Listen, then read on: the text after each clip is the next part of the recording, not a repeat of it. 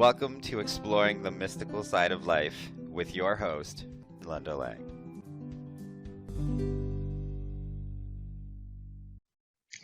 Hi, this is Linda Lang from ThoughtChange.com, and I'm here today with Bernie Silcock. Bernie is an intuitive artist and a spiritual coach, and we are delighted to have her here. Hi, Bernie. Hi, Linda. I'm just so pleased and excited that you've invited me along for a chat. We're going to have a fantastic conversation today. Bernie has a special relationship with angels, and that's what she draws in her intuitive art. They're just such beautiful portraits. It all started with, I'm at that age where my parents were both disabled and both very poorly, and my father passed away with brain cancer, so it was a rapid deterioration, so 8 weeks. And then because my mum was disabled at the time, we were both working, me and my sister, both working full time, and we were caring for her as well. And she just wasn't well, and she ended up in hospital, and she was in there for 3 months, and I was with her every day. I moved over to her house and I stayed with her every day. I called on everybody. I called on Buddha. I did my chanting. I called on the angels, and I called on everyone to help me and the family and my poor mum, who was really going through it, to help her with this process.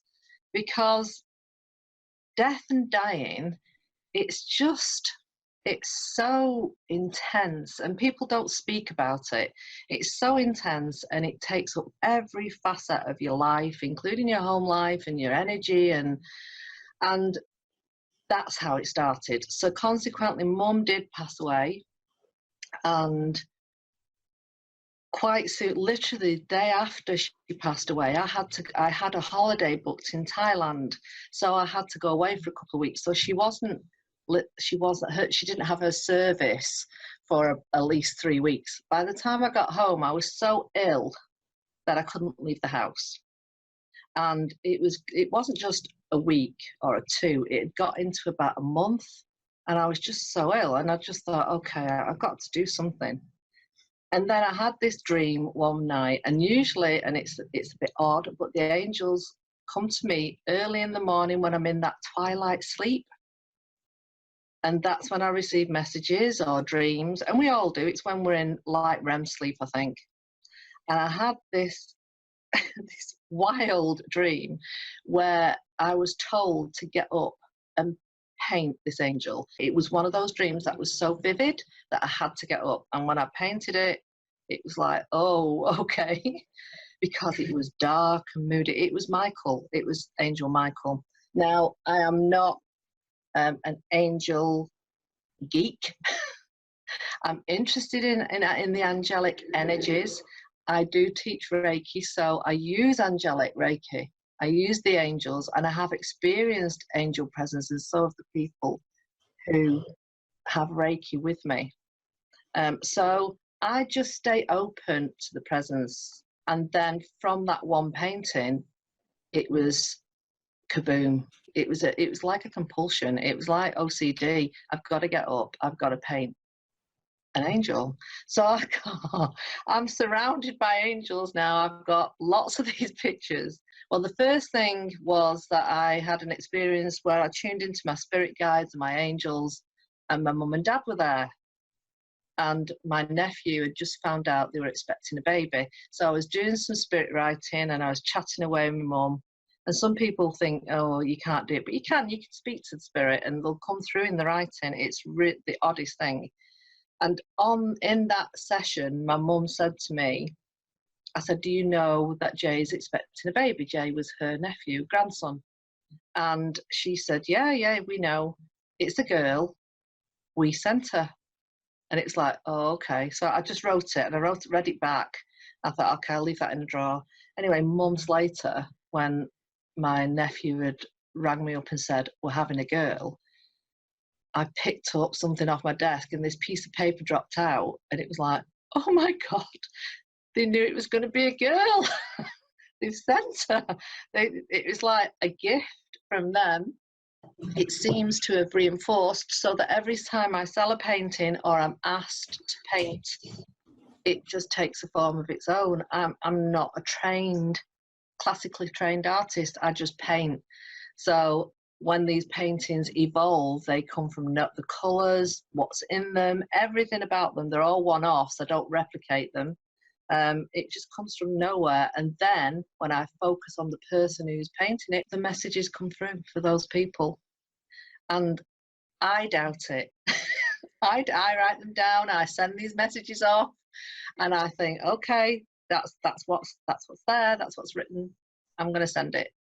And every single time, there has been a positive response to the messages.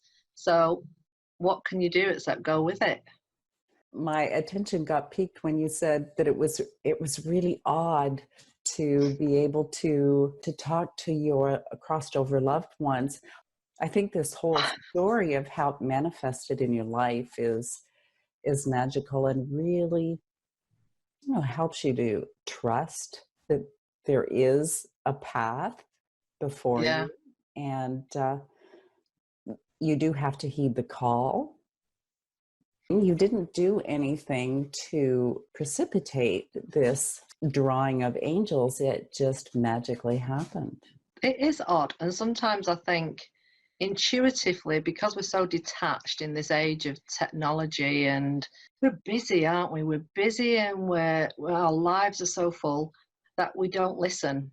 And because I was ill, because I couldn't leave the house, I had no option. And I think at that point in time that they decided to come through. And my father was a staunch atheist. After he passed, probably a couple of months after, he came through, and I managed to say to him in this conversation state, "How are things, Dad?" And it took me back to the family home, and he was saying, "It's amazing. It's absolutely amazing. I'm so happy I'm doing." And it was like, whoa, atheist. And it was just this series of events that just opened me up to the possibility that we don't know everything, you know? It is quite possible to have communication or interaction with our deceased loved ones in dreams. And there's a quality to that dream. It's like you can tell their presence is there. Oh, yeah. You know they've been. Yeah. The best way to explain it is it's like going to see a Disney film. It's bright and it's loud, and you wake up and you don't forget it. You don't forget the dream. And for me, I don't dream that often. So when these vivid dreams come through, or these little messages now that I remember even after I've got up and had my coffee, and because usually a normal dream's out one in one ear and out the other, then I know these dreams are important, that there's something in them. So I keep a little notebook by the bed now, so I can jot them down as soon as I wake up with them, because I don't lose any of them then. So it is absolutely possible if you're open to it, you know? Yeah, if you're open, that's really the point, isn't it?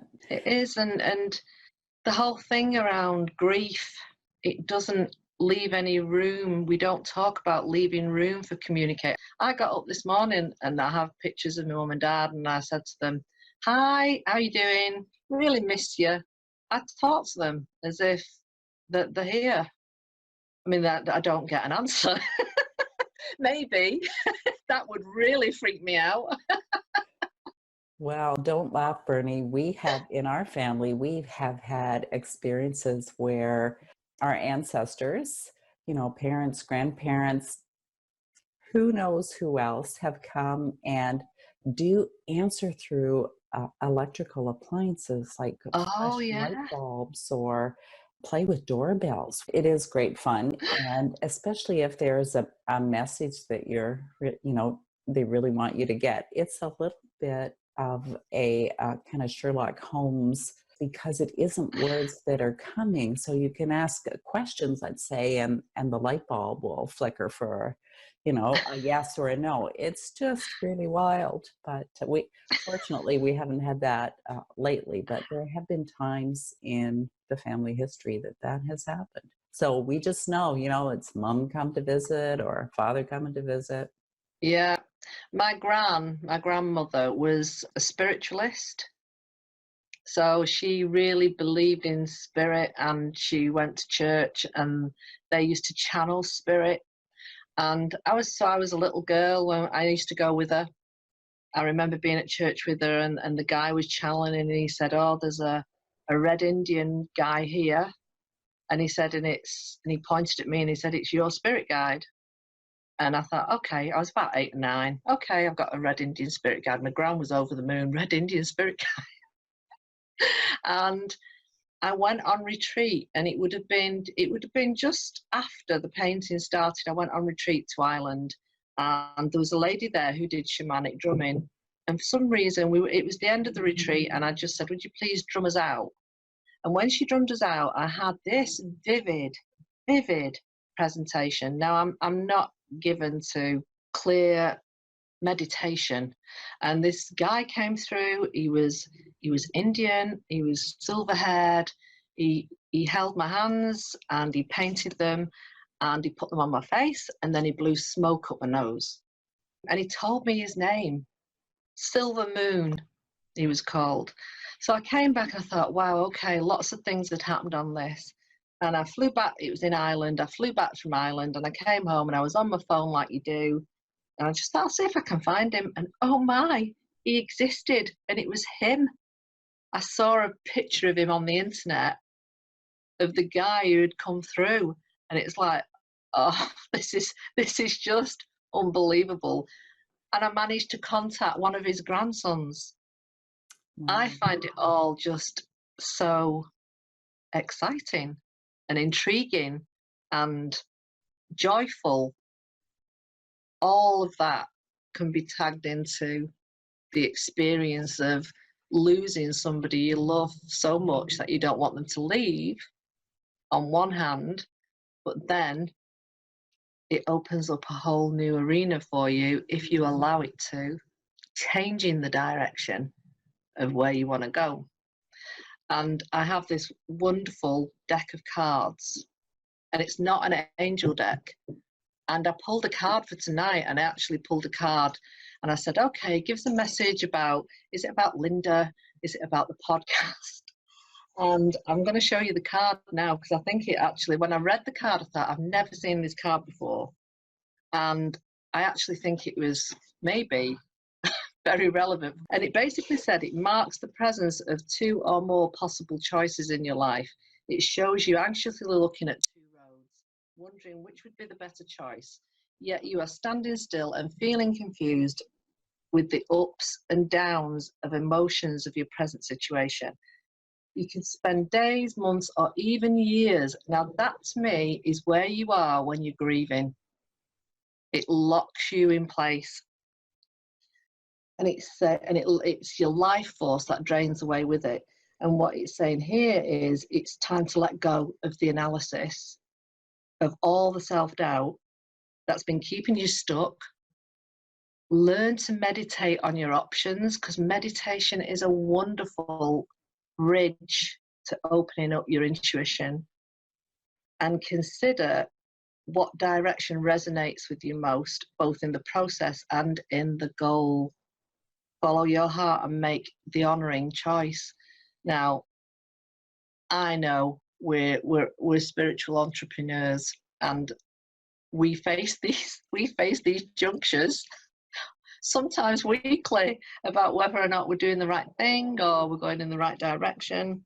And the affirmation for these cards was, I release the pain of the past and live with compassion for myself. Love heals and renews me now. So these messages tend to come just at the right time, Linda. It's a beautiful message. During the process of losing mum and dad, I'd come home and just say, just let me know what's going on.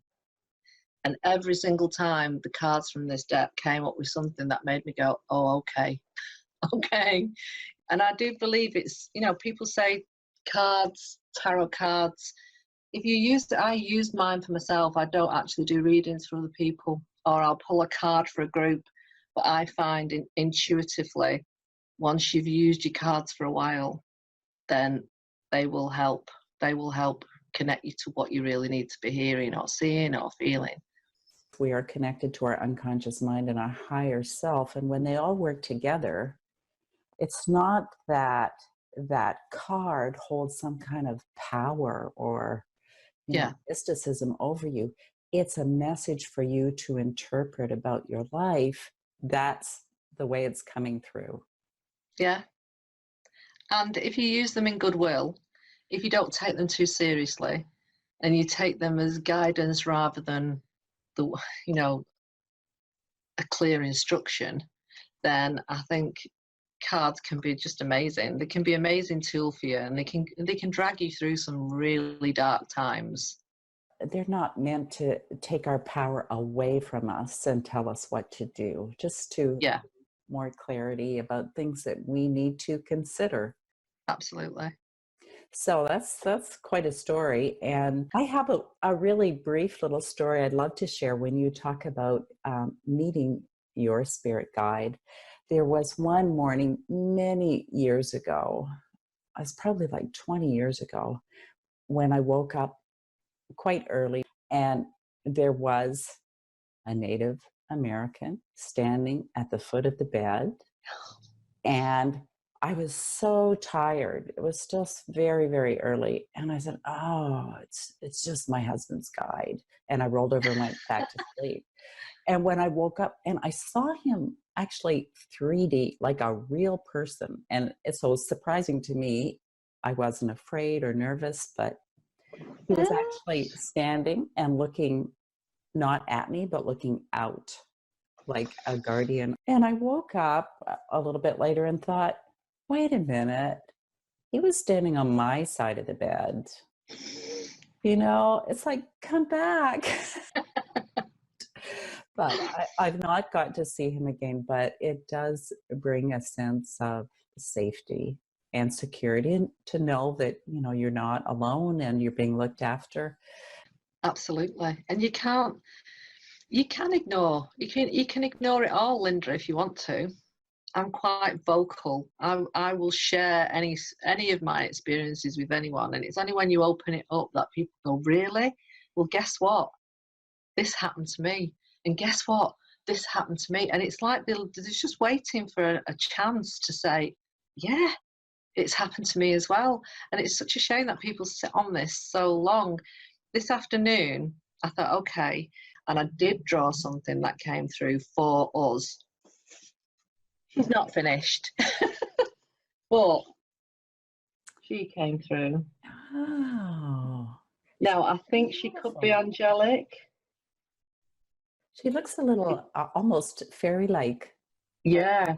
Well, on the back of the angels, this is when the fairies have stepped through as well. The initial angels were along the lines of this, and they've slowly changed to, these are more of the fae coming through. Oh, just gorgeous. It's the So energy in the eyes. If somebody commissions a picture, then they're totally different again. So it's one of those things. It's one of those things that I've embraced. It drives me nuts because I paint from the kitchen. So there's paint and paper and all over my kitchen table and paint brushes and stuff. But other than that, I'm going with it. And I find time disappears. And that for me is, if time's disappearing and I love it so much that I'm fully immersed in it, then that's got to be a good thing. It's got to be a good thing for me to do, just to sit. In that timelessness, I agree.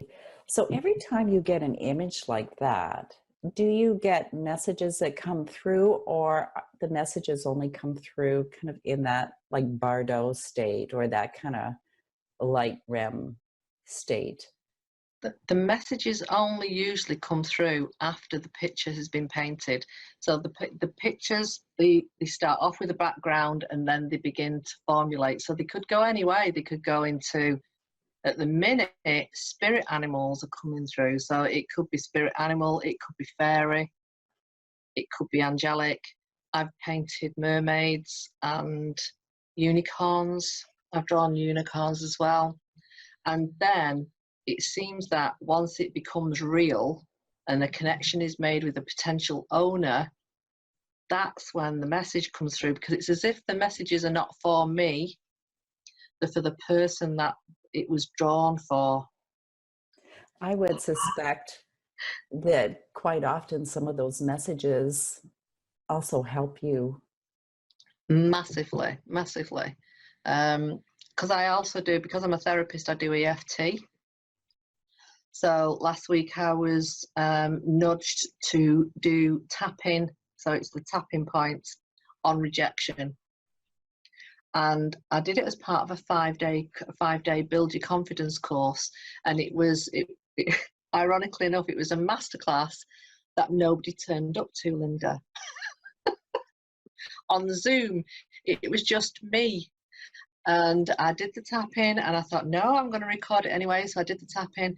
Well, that night I was hit with such a headache all the following day, the following 24 hours. And I thought, okay, that was for me. That was for me. So last week I thought, okay, I'm going to do a really good Facebook Live on rejection, because it's not just for me, it's for everybody. And that's what happened. And then the second time I tapped, it was much better. The side effects were nowhere near as severe as the first time. So the nudges do come through, and they're often, about my healing as well as helping other people. Yeah, I think the messages are win-win for everybody, right? Yeah, absolutely. So Bernie, it has been so much fun having you on the podcast today. Is there anything else you'd like to share with our listeners before we wrap up? All I would say is, in the darkest times, when you feel that you're alone, when you feel that you don't know which way to go, that you're being supported, you are truly, truly loved, even though at that moment in time you might not feel it. You are truly loved, and I just want you to know that there will always be a way for you to get in touch with your best higher self. There is somebody out there that can do it for you, somebody out there to help you. You've just got to be open to change and open to try it. That's all I would say. Beautiful. Thank you for sharing that. That's okay. It's been an absolute pleasure, Linda. So would you like to share your contact information or your website? Okay, well, the website is www.berniesilcock.net, and I'm on Facebook at the moment as Bernie Silcock, helping you to find your happy. So if you look at that page, that's where I am. There's lots of video stuff on there about the therapy side of it, about EFT and tapping. So great resource, and it's, have a go, contact me, message me. I'm always happy to help and tap on new things. I'm also sharing a lot of the artwork as well, and I'm hoping to do how to draw your own angel on Facebook Live as well. Yeah, that would be fantastic. And of course, if anyone is interested in an angel portrait, they just need to reach out to you. Just have a look, see what calls you, and direct message me. And I'm open to discussions. We hope that you have enjoyed this conversation. Please check out some of our other podcasts. Come and visit me at thoughtchange.com and pick up your free copy of Learning to Listen. Bye for now.